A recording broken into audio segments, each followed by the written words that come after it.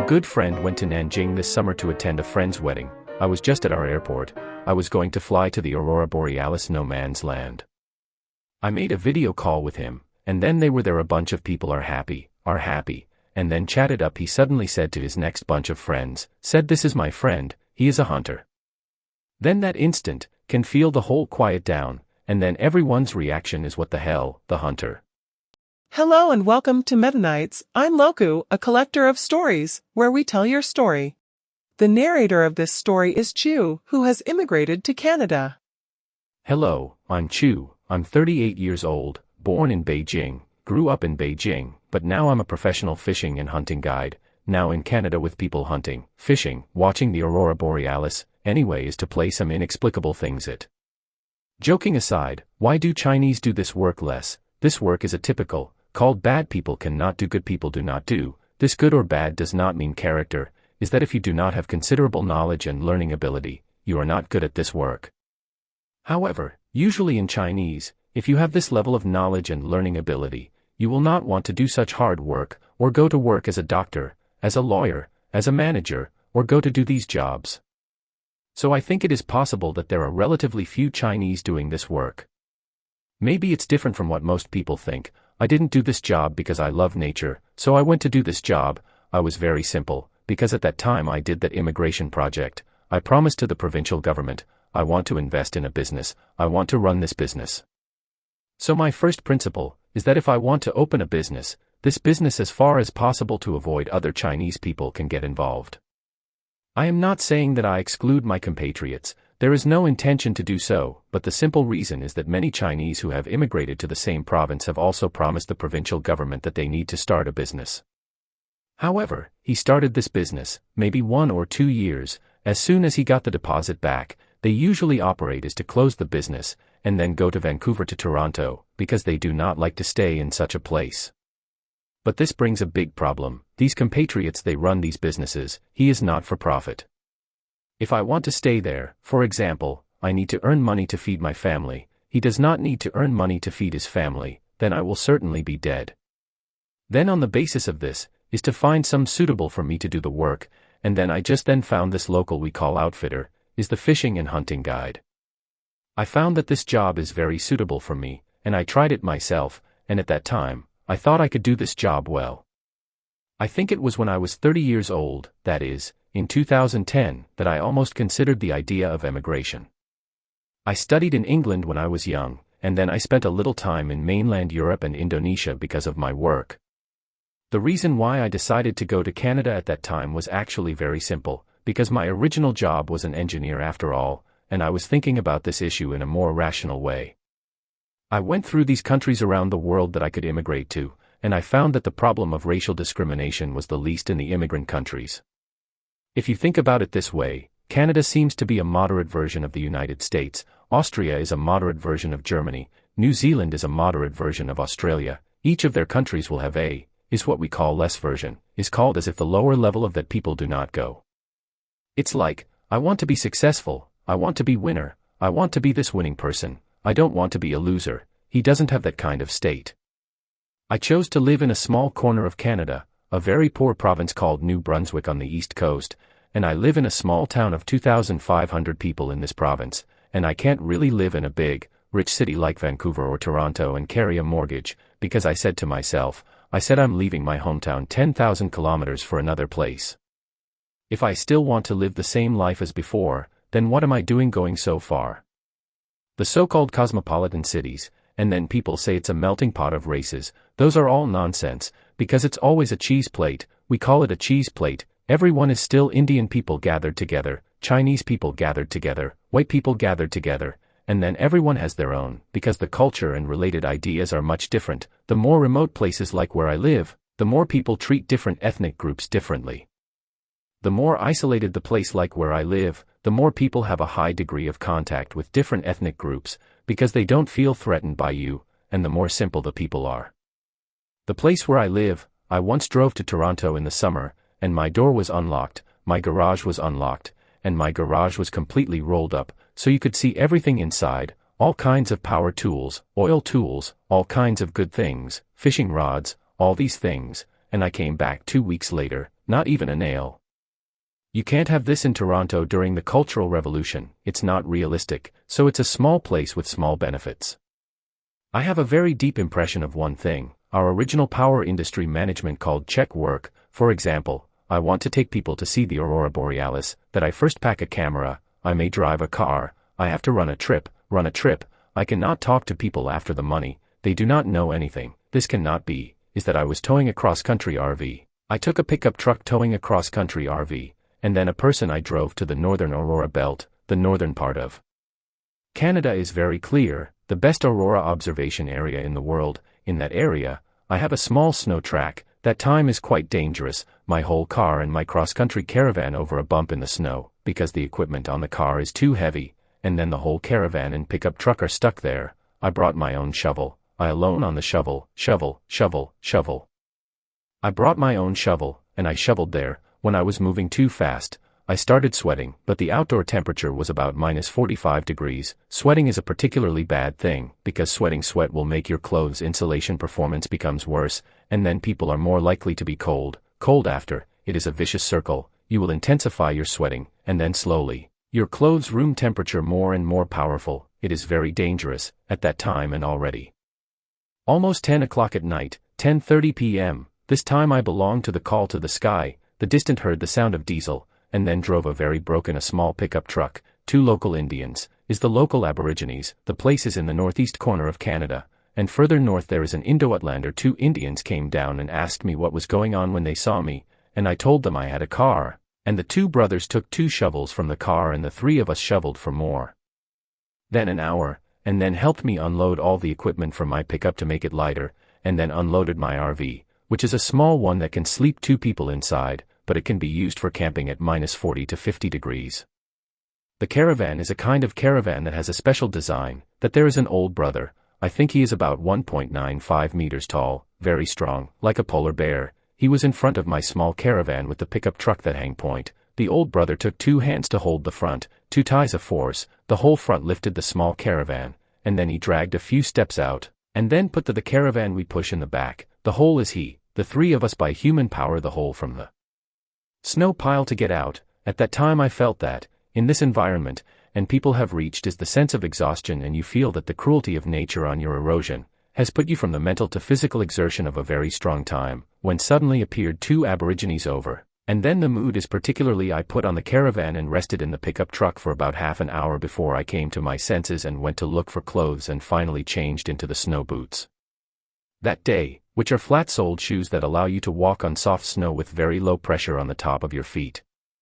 I walked for more than an hour to the lake and took pictures of the Aurora Borealis that night, which was an Aurora Borealis outbreak day, and the Aurora Borealis was probably 5 or 6 poles strong that night. The 2 old men were worried about me and came back to take a look at me to make sure I was okay, which was especially touching.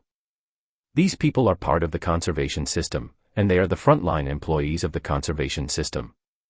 Let me explain to you, because people's reaction is that you take people to hunt and kill the animals, so what do you have to do with conservation? The government, through our hunting guides and these hunters, he does, first of all, he has to understand the actual situation of the local fish and animals, which is first. Secondly, most of the animals in Canada are saturated, because the animals in China may not be. I can't imagine which animals are saturated, maybe not even rats. Look at the forest cover in China, I forget the exact number. Maybe 17%, 18%, for example, in our province, the black bear is saturated. To what extent is it saturated? I know many people say that this is called a pig and 2 bears, that is, this is how the wild boar is so powerful. The black bear in our province has been flooded to the extent that the wild boar in our province has been exterminated. The wild boars in our province have been exterminated, completely gone. The original province was hunting can get wild boars, now the black bears have completely exterminated the wild boars. The number of deer fell 70%, is the white-tailed deer. In the spring when the bears have nothing to eat, it will kill the deer to eat, artificial not to control it. Then the end result is that the black bears will kill the rest of the deer. So in this, of course, if you're still in China, the number of bears is so small that if you kill a bear, you'll probably go to jail, but in our province, if you don't kill enough bears, you'll be fined. And as a hunting guide, I ask the government for this target every year. For example, I asked for a target of 50 bears today. I'm going to kill 50 bears, and if at the end of the year I don't meet 70% of my quota, that's 70% of my quota, I'll be fined, because I don't kill enough bears, I'll be fined $200 a head. When I was working in Indonesia, I had a very good relationship with Taiwan, and I had many Taiwanese customers, who are relatively richer than we are, so they are not the ones who can spend money, but they are the ones who can play. But that girl, I have an impression that she has a very delicate compound bow, a very beautiful compound bow. The bow itself is camouflage. She made 2 very pink to do shock absorbers on the adult bowstring. If you are hunting black bears, there are 2 ways. One is called bait, is to put food, lure it to. That time we belong to the route she loves to go every day to ambush, and is the girl she took the initiative to request this way.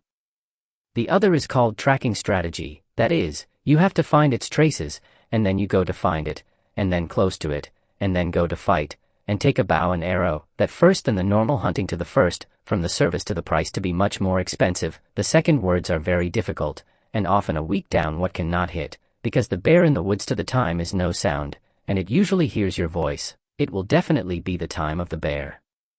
When it hears your voice, it will definitely run away, the black bear. So at that time we tracked the bear, and I knew that there was a piece of that area that was equivalent to what we call the blowing of the aroma tree. The aroma tree drops the aroma tree fruit, and the bear would come and look for the aroma tree fruit to eat, and there was a small stream over there, and at that time we walked to that location and waited there for the bear for a while, and waited for about an hour and a half, and when the bear appeared in front of the right, the bear walked into the forest. When the bear appeared in front of the right, the bear came in normally. There were about 2 roads. It was so dead. The bear came in from a position particularly close to our ambush point. The distance was actually too close, not because the safety aspect is too close, because the bear will definitely run, it will not come to attack you. At that time, my first reaction was bad, because I was not clear about the girl's situation, because many people, even if she panted a little louder, at that time should be less than 10 meters that distance, panting a little louder. The bear felt wrong. Then, turn around and we'll go. The result is that I looked to the left of the girl. I found her that bow leaning on the tree. She did not even touch. I was thinking, oh, well, good. I said, this is an old driver. This I do not worry about it.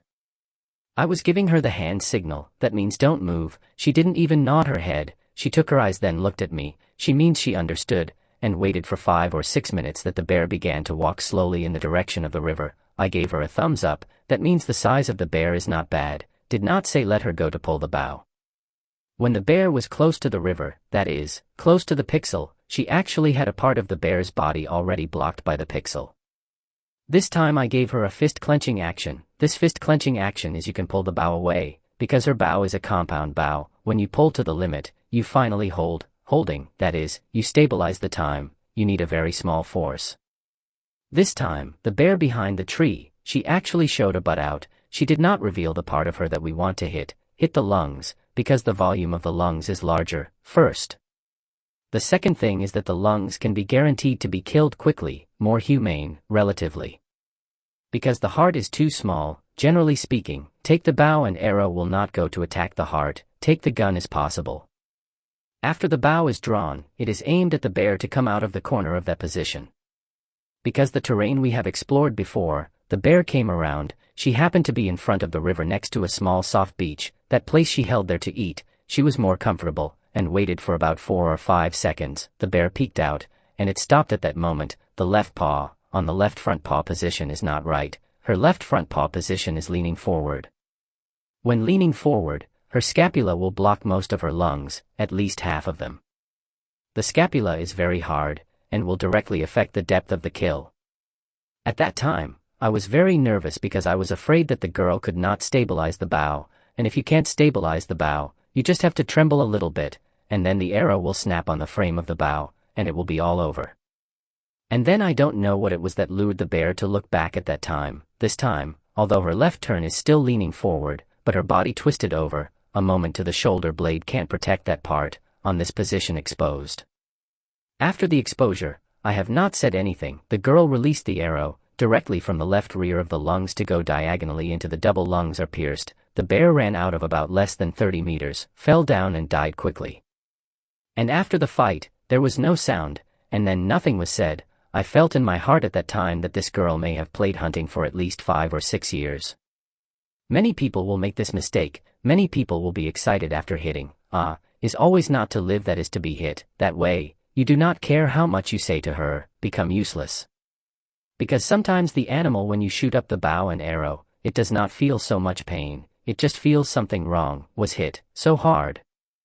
It may run away sometimes. When it runs away from the actual 20 meters, it will find a place to get down, because it is not comfortable. This time if you make a big sound, it suddenly heard, oh, there is something over there, is not just that thing hurt me, it will continue to run. There is a possibility that it will not find. This is the best guest I've ever seen in my long time of hunting. Very calm, he may have waves in his heart, but actually very, very calm, just didn't say anything, and didn't have any extra action. We both sat there, waiting for about 20 minutes, then walked over. The bear was lying there, he could finish there. I went to call our colleagues. We took a single frame to lift the bear out. The bear was carried out. Oh, yes, this can tell you. First of all, the bear meat is taken out to eat, and then, the extra bear meat, because the bear meat cannot be shipped back to China, and then because of the inspection and quarantine problems, the bear skin, if the customer wants it, it will be made into a bear blanket. The bear skin is made into a bear blanket if the customer wants it, or a specimen is sent to the customer's home, including the hunted trophy from mainland China, which is made into a specimen and sent back to mainland China, and everything is legal because of this. Our National Forestry Bureau can give a collection certificate to prove that I am not illegally poached in China, but that the animal products are legally obtained in Canada, which is not a problem at all, and then they are all made into specimens and sent back beautifully, and the bear skin is very soft and comfortable to sleep on.